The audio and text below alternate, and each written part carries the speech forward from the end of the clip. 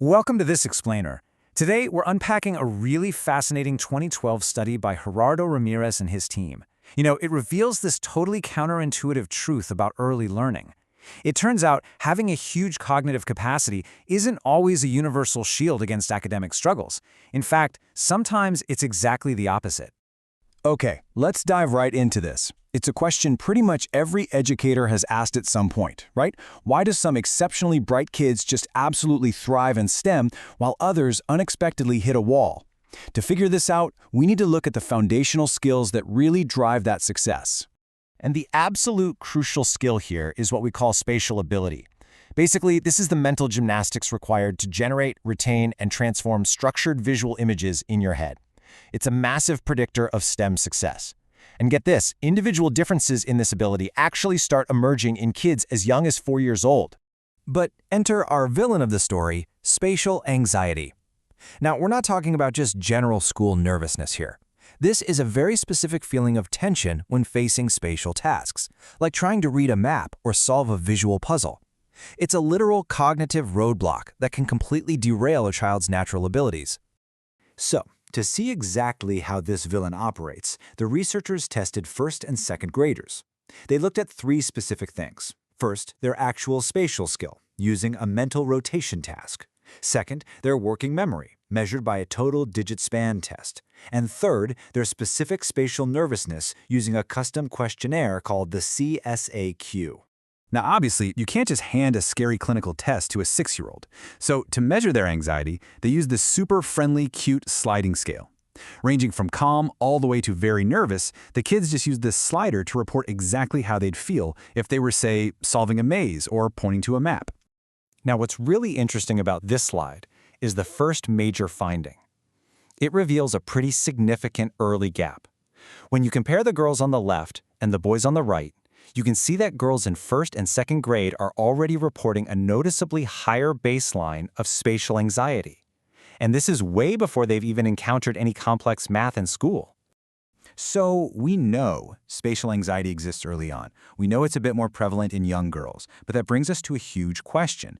Does this anxiety actually affect all children equally? Like, does a nervous kid with a really high cognitive capacity perform the same as a nervous kid with a lower capacity?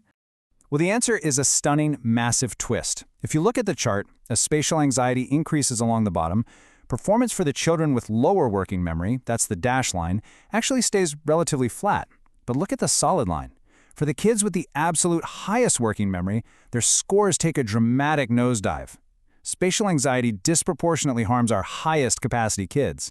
Crazy, right? Okay, to really understand why this is happening, we need to quickly define working memory. Think of it quite literally as your brain's mental scratch pad. It's that short-term storage space you use for actively holding and manipulating information while you're trying to solve a problem. Usually, kids with a massive mental scratch pad have a huge academic advantage, purely because they can juggle multiple really complex thoughts all at once. Which leads us to the ultimate mystery of this entire study. Why on earth does anxiety hurt the kids with the biggest mental scratch pads the absolute most? How in the world does a profound cognitive advantage somehow turn into a major disadvantage under stress? Here's what's happening. High working memory kids rely on really advanced, complex strategies to solve problems. But anxiety acts exactly like cognitive static. It literally floods that mental scratch pad with intrusive verbal worries. Things like, oh no, I'm going to fail this. And with the scratch pad totally full of worries, there's just no room left to execute those complex strategies. So their performance completely crashes. And this brilliantly illustrates a really key gender difference in how kids approach these puzzles. Boys typically lean on visual spatial strategies, like actually mentally rotating shapes in their heads. Girls, on the other hand, often rely heavily on verbal strategies. They use their working memory to assign words to the shapes, like, okay, match the pointy part to the flat part. So let's connect the dots here. Because anxiety naturally causes verbal worries, it specifically attacks and derails the verbal strategies that high working memory girls are heavily relying on. For boys, since their strategies are mostly visual, those verbal worries don't really clash with their methods in the same way. The end result? A profoundly negative impact that specifically hits our brightest girls. Now, you might be wondering, is this just general test anxiety? The answer is absolutely not. As a control check, researchers found that reading achievement scores were completely unaffected by spatial anxiety. So, this working memory trap isn't just general nervousness, it's a highly specific phenomenon. So, the crucial point is exactly what the authors concluded. Understanding the development of spatial anxiety is an absolutely key step if we want to reduce gender differences in spatial problem solving and ultimately increase female representation in math and science. We can't just focus on teaching the material. And that leaves us with a really powerful, provocative challenge. How can we rethink the way we teach math and science to actually protect our brightest, high-potential students from this working memory trap? We have to ensure that fear doesn't erase what they're truly capable of. Thanks so much for joining me for this explainer. I'll see you next time.